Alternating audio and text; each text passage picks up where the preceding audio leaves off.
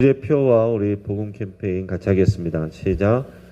복음으로 교회를 새롭게, 세상을 이롭게, 복음으로 가정을 세우겠습니다.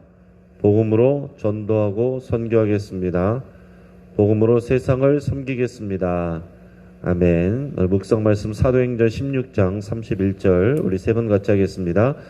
이르되 주 예수를 믿으라. 그리하면 너와 내 집이 구원을 받으리라 하고, 이르되 주 예수를 믿으라. 그리하면 너와 내 집이 구원을 받으리라 하고, 이르되 주 예수를 믿으라.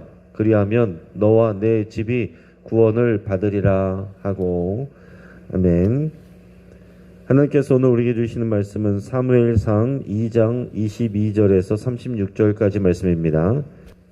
자, 오늘 본문을 통해서 엘리 가문의 저주라는 제목으로 말씀의 은혜를 같이 나누겠습니다. 여러분, 하나님의 계획은 실패하지 않습니다. 여러분, 이것을 믿으시고 또 그 믿음 안에서 살아갈 수 있기를 축복합니다.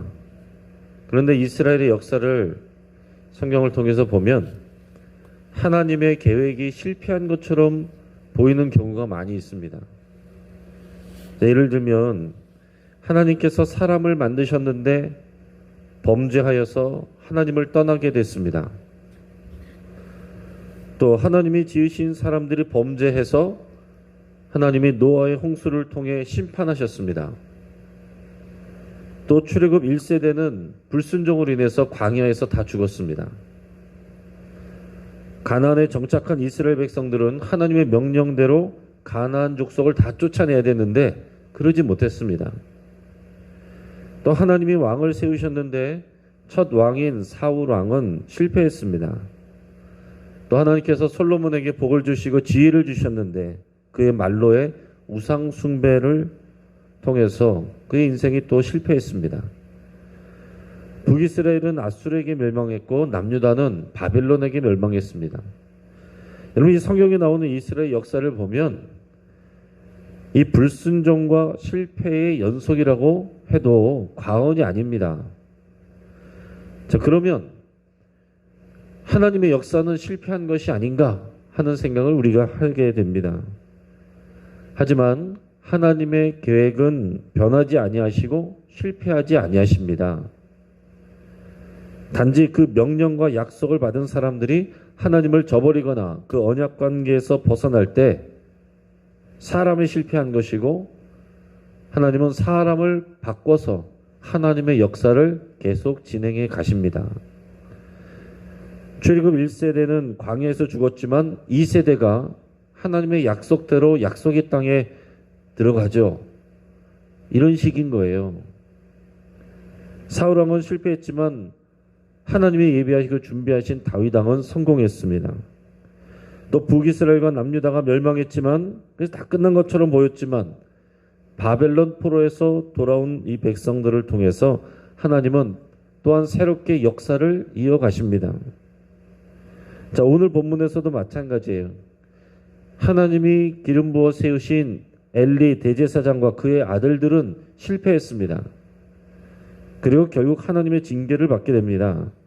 하지만 하나님은 또 사무엘을 준비하시고 그 이후에도 하나님 앞에 신실한 하나님의 종들을 예비하시고 세우셔서 또 하나님의 역사를 이루어 가신다 하는 것을 보게 됩니다. 오늘 말씀을 통해서 내가 하나님 앞에 끝까지 쓰임받는 그런 일꾼으로 살아가기로 여러분 결단하시고 꼭 그렇게 되기를 축복합니다. 오늘 엘리 가정을 보면 희망이 없다는 것을 느끼게 되는데, 오늘 본문의 22절에서 25절까지 말씀을 같이 읽어보겠습니다. 엘리가 매우 늙었더니 그의 아들들이 온 이스라엘에게 행한 모든 일과 회막문에서 수정드는 여인들과 동침하였음을 듣고 그들에게 이르되 너희가 어찌하여 이런 일을 하느냐. 내가 너희 악행을 이 모든 백성에게서 듣노라. 내 아들들아, 그러하지 말라. 내게 들리는 소문이 좋지 아니하니라. 너희가 여호와의 백성으로 범죄하게 하는도다. 사람이 사람에게 범죄하면 하나님이 심판하시려니와 만일 사람이 여호와께 범죄하면 누가 그를 위하여 간구하겠느냐 하되 그들이 자기 아버지의 말을 듣지 아니하였으니 이는 여호와께서 그들을 죽이기로 뜻하셨음이더라. 아멘. 자, 엘리 대제사장은 매우 늙었다라고 표현하고 있어요. 자, 이것은 그 육체적으로 이제 나이가 들어서 늙은 것을 의미함과 동시에 그의 영적 분별력이 흐려졌다라는 것도 동시에 의미하고 있는 것입니다. 오늘 말씀에서 보면 이 엘리 대제사장이 이 자신의 아들들 홈리와 비느하스가 온 이스라엘 백성들에게 행한 악한 일들을 들었다라고 그랬어요. 그들이 행한 모든 악한 일이란 것은 앞에서 다뤘던 것처럼 제사를 업신여기고 하나님께 먼저 기름을 올려드리고 태워드리고 난 다음에 제사장이 몫을 가져가야 되는데 먼저 가져가려고 내놓으라고 하고 또 그 과정을 밟은 다음에 가져가야 되는데 그냥 생고기를 내놓으라고 그렇게 때를 쓰는 또 협박하는 그런 일들을 얘기하고 있습니다. 또 그게 끝이 아니라 이 아들들이 회막문 앞에서 수종드는 여인들과 동침하였다라는 이야기까지 듣게 됐어요. 그야말로 이 홈리와 비느하스는 하나님을 두려워하는 마음, 하나님을 경외하는 마음이 하나도 없는 것입니다. 근데 엘리 대제사장이 이 이야기를 듣고 자신의 아들들을 책망합니다. 그러면서 뭐라고 얘기하냐면 사람들에게 한 잘못은 바로잡을 수가 있지만 그러나 하나님께 잘못하면 누가 그것을 위해서 또 중개해주고 도와줄 수 있겠느냐? 그럴 사람이 없다라고 이렇게 말했습니다. 그럼에도 불구하고 그 아들들은 전혀 아버지의 말을 듣지 않았나요? 여러분, 자녀가 어릴 때 확고하게 그 믿음이 들어가지 아니하면 머리가 큰 다음에는 믿음이 들어가기가 쉽지가 않습니다. 부모님의 말씀이 어릴 때 들어가고 또 그 신뢰 관계가 어릴 때 확고하게 서지 아니하면 머리가 크고 나면 말을 잘 듣지 않잖아요. 오늘 여기서 보면 엘리와 그 아들들의 모습을 보면 그래요. 아버지의 그 말이 전혀 아들들에게 먹히지가 않습니다. 권위가 없어요. 아들들이 전혀 아버지의 말을 귀담아 듣지 않습니다. 근데 또한 엘리 대제사장의 이런 반응도 너무 늦었다 하는 생각을 하게 되는 거예요. 이렇게 된 일이 관습이 될 정도로 오랫동안 반복이 되어 왔었는데 엘리가 나이 많아서 이렇게 힘이 빠진 다음에야 아들들을 책망하니 아들들이 그 말을 듣겠느냐 하는 것입니다. 근데 오늘 성경에서는 또 뭐라고 표현하냐면 그들이 말을 듣지 아니하는 것은 하나님께서 이미 그 아들들을 죽이기로 작정하셨습니다. 이렇게 표현하고 있어요. 그럼 얼마나 섬뜩한 그런 표현입니까? 그러니까 이것을 쉽게 표현하면 그들이 아예 작정을 하고 이렇게 하나님 앞에서 하나님 두려운 줄을 모르고 함부로 사는 것, 그것을 통해서 하나님이 이제 더 이상 얘들은 안 되겠다 하고 그들의 생명까지도 박탈하시겠다는 그런 작정을 하셨다라고 이제 표현하고 있는 것입니다. 우리가 알아야 될 것은 하나님이 오래 참으시지만 끝이 있다는 것도 알아야 됩니다. 그게 없으면 우리가 하나님 무서운 줄 모르고 두려운 줄 모르고 경유할 줄 모르고 내 마음대로 행동하고 내 마음대로 살다가 내 뜻대로 되지 아니하면 하나님이 살아계시다면 어떻게 이런 일이 있을 수 있느냐며 하나님 앞에 따져 묻는 일들이 생기게 되는 것입니다. 여러분, 하나님을 떠난 자들은 하나님이 참고 계실 때 속히 회개하고 그 생명의 길로 돌아와야 되는 것입니다. 우리가 그 생명의 길이 있다면 감사할 수 있어야 되고 또한 생명의 길이 있다면 뒤돌아보거나 그 길을 어긋나거나 주저앉거나 하지 말고 오직 십자가 표대를 향해서 달려나가야 됩니다. 자, 어느 날 이제 하나님의 사람은 실제로 엘리에게 와서 하나님의 말씀을 그 저주를 선포하게 돼요. 이어지는 27절 28절 보면 하나님께서 그런 말씀합니다.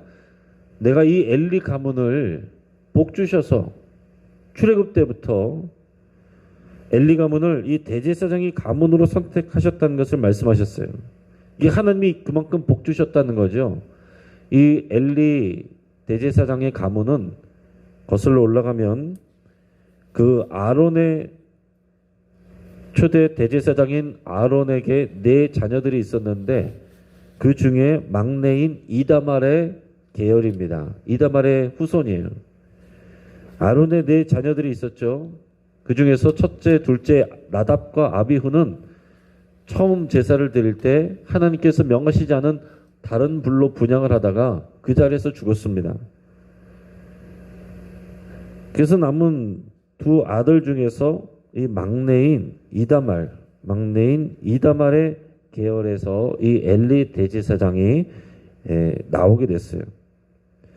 하나님께서 이 가문의 사람들을 어떤 자격, 어떤 그런 오디션이나 그런 시험을 봐서가 아니라 그 가문의 사람들은, 그 가문의 남자들은 다 대제사장이 될 수 있고 제사장이 될 수 있는 그런 권한을 주셨어요. 특권을 주셨습니다. 하나님께서 그들을 제사장으로 삼아서 그들이 제사를 드리고 분향을 하고 에봇을 입는 것 그 자체가 하나님이 주신 특별한 선물이고 은혜다라는 거예요. 또한 그들이 이스라엘 백성들이 드리는 모든 제물들 중에서 제사장들에게 정해진 그 모든 몫을 다 받아왔습니다. 그러니까 하나님께서 그 백성들을 통해서 이 제사장 가문을 보호하시고 먹이시고 공급하시고 그들을 하나님의 특별한 그런 일꾼들로 세우시고 또 이런 권한과 또 선물을 주셨다라는 거죠. 그리고 나서 29절 말씀 같이 읽어보겠습니다. 너희는 어찌하여 내가 내 처소에서 명령한 내 제물과 예물을 밟으며 내 아들들을 나보다 더 중히 여겨 내 백성 이스라엘이 드리는 가장 좋은 것으로 너희들을 살찌게 하느냐. 아멘. 저는 뭐라고 말씀하십니까? 내가 이렇게까지 너희 가문을 복주고 그리고 공급하고 지금까지 보호해줬는데 너희는 어찌해서 너희 아들들은 또한 어찌해서 이 홈리와 비느하스는 어찌해서 하나님의 성막에서 하나님과 제물을 밟았느냐, 멸시하였느냐, 함부로 대했느냐 그런 표현이죠. 엘리 대제사장은 마땅히 그들을 자신의 아들들을 강력하게 가르치고 징계했어야 마땅합니다. 그들이 잘못했으면 책망하든지 그 일을 못하게 하든지 뭔가 조치를 취해야 됐었는데 그러지 않았습니다. 이에 대해서 하나님께서 뭐라고 말씀하시냐면은 너는 너의 아들들을 나보다 더 중히 여겼다 이렇게 표현하고 계세요. 우리는 여호와 하나님을 가장 사랑해야 됩니다. 근데 엘리 대제사장은 누구보다도 그렇게 해야 되는 사람인데 자신의 아들들을 하나님보다 더 사랑하고 중하게 여겼다라는 것입니다. 자신의 자녀들이 마음 상할까 봐 견책하지 못한 거예요. 자녀들을 더 귀하게 여긴 것입니다. 하나님의 마음이 상하는 것보다 자녀 눈앞에 보이는 자녀들 마음 상할까 봐 해야 될 말을 못하고 해야 될 훈육을 하지 못했다라는 것입니다. 때를 놓쳐버렸어요. 뒤늦게 가서 책망하는 게 나오지만 이미 나이가 많은 다음에 그런 영향력이 없는 상황 가운데서 아무런 소용이 없는 그런 일들을 뒤늦게 했다라는 것입니다. 뿐만 아니라 그 아들들이 가져온 부당한 재물 그것을 같이 즐겁게 먹고 마심으로 인해서 같이 먹고 너희가 스스로를 살찌게 했다라고 표현하고 있습니다. 자, 하나님의 재물로 당연히 그것을 먹고 살찔 수도 있죠. 근데 하나님 앞에서 경건하고 근신해야 될 이 대제사장 또 제사장들이 하나님이 주시는 그 재물 가지고 자신들을 살찌게 하고 먹고 사는 그 일에만 더 관심을 가졌다라는 그런 말씀입니다. 그래서 하나님이 엘리 가문에 저주를 선포를 하세요. 31절에서 34절까지 말씀 읽어보겠습니다. 보라, 내가 내 팔과 내 조상의 집 팔을 끊어 내 집에 노인이 하나도 없게 하는 날이 이를지라. 이스라엘에게 모든 복을 내리는 중에 너는 내 처소의 환난을 볼 것이요 내 집에 영원토록 노인이 없을 것이며 내 제단에서 내가 끊어버리지 아니할 내 사람이 내 눈을 쇠잔하게 하고 내 마음을 슬프게 할 것이요 내 집에서 출산되는 모든 자가 젊어서 죽으리라. 아멘. 자, 엘리 가문에 노인이 하나도 없게 하겠다. 그런 날이 임할 것이다라고 그랬습니다. 무슨 얘기입니까? 장수하지 못하고 너희 집안 사람들이 다 일찍 죽게 될 것이다 라는 표현이에요. 여러분, 교회에 어르신들이 많은 것 귀하고 복된 일입니다. 하나님이 복 주신 일이에요.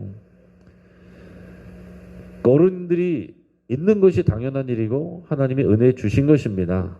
이제 어른들과 함께 중년들 또 젊은이들 어린이들 다 같이 많이 있어야 또한 좋은 것이죠. 그러나 어른들이 없다, 노인들이 없다라는 그것은 좋은 일이 아닙니다. 오늘 성경에서 엘리 가문의 집에 노인들이 없게 될 것이다. 이 가문의 사람들이 다들 일찍 죽게 될 것이다. 그런 말씀을 하고 있습니다.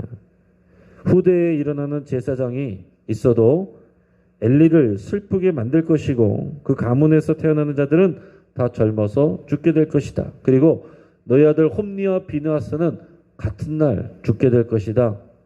이렇게 하나님의 저주의 말씀을 하나님의 사람이 찾아와서 전달하게 됩니다.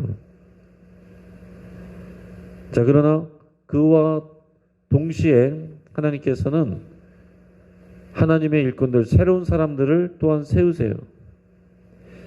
사람은 실패하지만 하나님은 새로운 사람을 통해서 하나님의 역사들을 이루어 가시는 것입니다. 우리 35절, 36절 우리 같이 읽겠습니다. 내가 나를 위하여 충실한 제사장을 일으키리니 그 사람은 내 마음 내 뜻대로 행할 것이라. 내가 그를 위하여 견고한 집을 세우리니 그가 나의 기름 부음을 받은 자 앞에서 영구히 행하리라.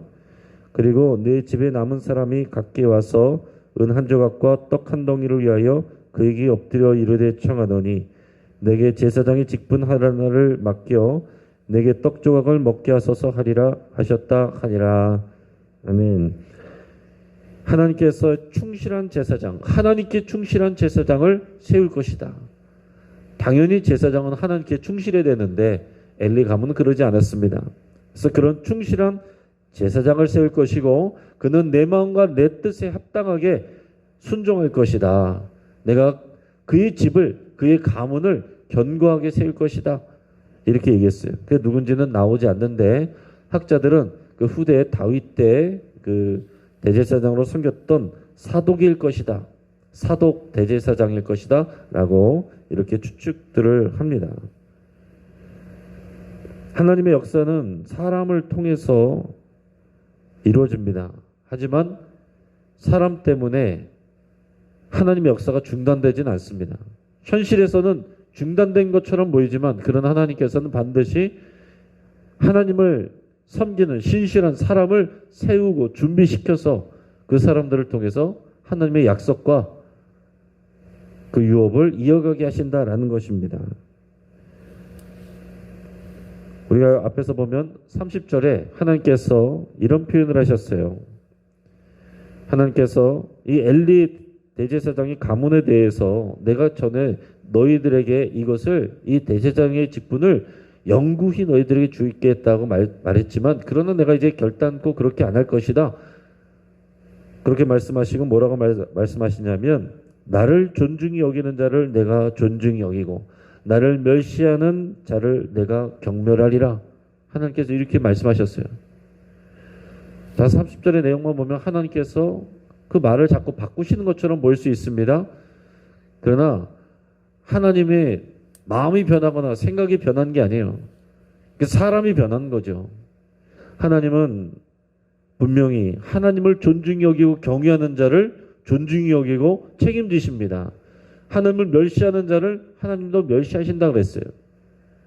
이건 분명한 하나님의 기준입니다. 그 기준 아래서 엘리 대제사장과 그의 아들들은 하나님을 경멸하였고 하나님께서 그들을 또 경멸하게 되신 거고, 또 새롭게 일어난 하나님께 충실한 이런 제사장을 하나님께서 세우시게 되는 것이고, 또한 동시에 그렇게 세우시는 일꾼이 비교해서 나오는 사람이 누굽니까? 사무엘인 거예요.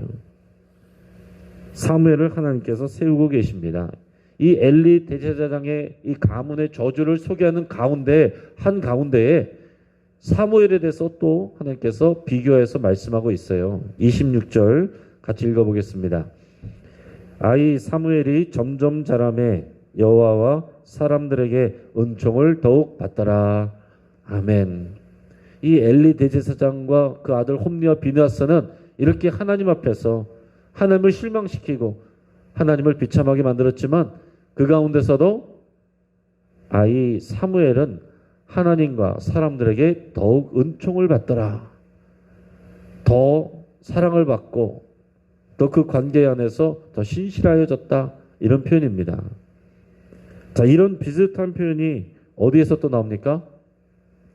누가복음에 보면 누가복음 2장 52절에 예수님에 대한 표현이 아주 비슷한 표현이 나옵니다.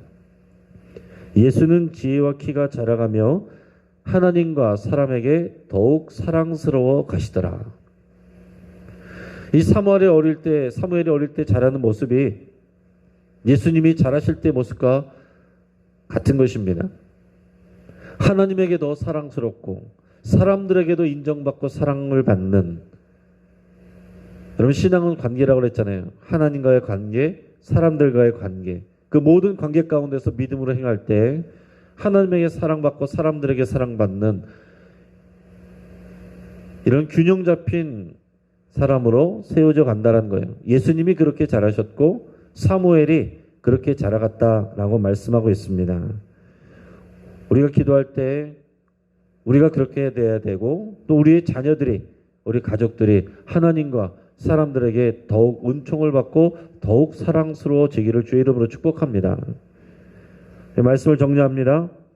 우리 하나님은 엘리 가문을 복 주셨고 제사장 가문으로 세워주셨습니다. 그렇지만 엘리 가문은 실패했어요. 하지만 인간의 실패가 하나님의 실패는 아니라고 그랬습니다. 하나님은 어떠한 상황 가운데서도 하나님의 뜻을 이루어 가십니다. 단지 하나님을 섬기는 신실한 자를 통해서 일하십니다.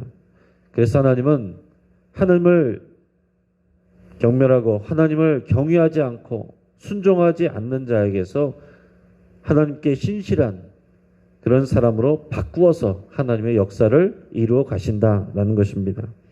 홈리와 비느하스는 하나님을 전혀 경외함이 없었기 때문에 범죄함에 있어서도 대범했어요. 그러나 그들을 징계하지 않고 함께 불의한 제물로 호사를 누린 엘리 대제사장도 하나님의 책망을 피할 수 없습니다. 그는 하나님보다 자신의 자녀들을, 아들들을 더 귀하게 여겼다. 하나님께서 그렇게 평가하셨어요. 하나님은 사무엘을 비롯해서 하나님께 충실한 일꾼들을 준비시키시고 그들을 복주십니다. 또 그들을 통해서 하나님의 역사를 이루어 가십니다. 여러분, 하나님이 어떤 사람을 귀하게 여기고 어떤 사람에 복주시는지를 우리가 알아야 되는 거예요. 우리가 하나님께 복받기 위해서 열심히 기도하는 것보다 더 중요한 것은 하나님이 복주실 만한, 은총을 주실 만한 그런 복된 자가 되는 것이 중요한 것입니다. 사무엘처럼 하나님과 사람들에게 더욱 은총을 받고 사랑스러워가는, 그리고 하나님의 마음과 뜻대로 순종하는 하나님께 충실한 왕 같은 제사장들 되시기를 주의 이름으로 축복합니다. 같이 한번 기도하겠습니다. 우리 말씀을 붙잡고 함께 기도합니다. 하나님을 가장 사랑한다고 여러분 그렇게 고백하시고 기도할 수 있길 바랍니다. 우리 가족들을 위해서 하나님을 사랑하는 것이 아니라 하나님 그분 자체로 우리가 가장 사랑하고 경외해야 됩니다. 그것을 여러분 고백하시고 기도하고 찬양하시기 바랍니다. 또 하나님보다 내가 더 사랑했던 사람들, 자녀들, 가족들, 또 나의 일들, 이 모든 것을 십자가 앞에 내려놓고 주의 손에 맡긴다고 여러분 결단할 수 있길 바랍니다. 내가 사랑하는 것들을 사랑하는 정말 좋은 방법은 그보다 하나님을 더 사랑하는 거고 하나님의 손에 맡기는 것입니다. 하나님과의 관계, 사람들의 관계에서 우리가 더욱 사랑스러워지기를, 덕스러워지기를, 우리가 더욱 은총받기를 우리가 함께 결단하고 기도하겠습니다. 우리 가정을 위해서 기도할 때 우리 가정 예배를 통해서 사무엘과 같은 가문이, 다윗과 같은 가문이 되기를 위해서 함께 기도하겠습니다. 나 혼자 열심히 하고 끝나는 것이 아니라 그런 믿음의 가정, 믿음의 가문으로 이어지기를 여러분 그것을 놓고서 기도하시기를 바랍니다. 오늘 있을 갈릴리 전도대를 위해서 함께 하나님께서 함께 해주시기를 같이 기도해 주시고, 또 우리 영신교회의 믿음의 가정들이 3세대 이상의 복된 신앙의 가문으로 이어지기를 우리가 축복하며 기도하겠습니다. 또 우리 주변의 여러 환우들, 또 어르신들 위해서, 노인들을 위해서 우리 함께 기도하고, 특별히 또 우리 최규철 원로 목사님 위해서도 하나님께서 영육간에 강건케 하시기를 또 축복하며 우리 함께 기도하겠습니다. 이 시간 주여 한번 부르짖고 합심해서 함께 기도하겠습니다. 주여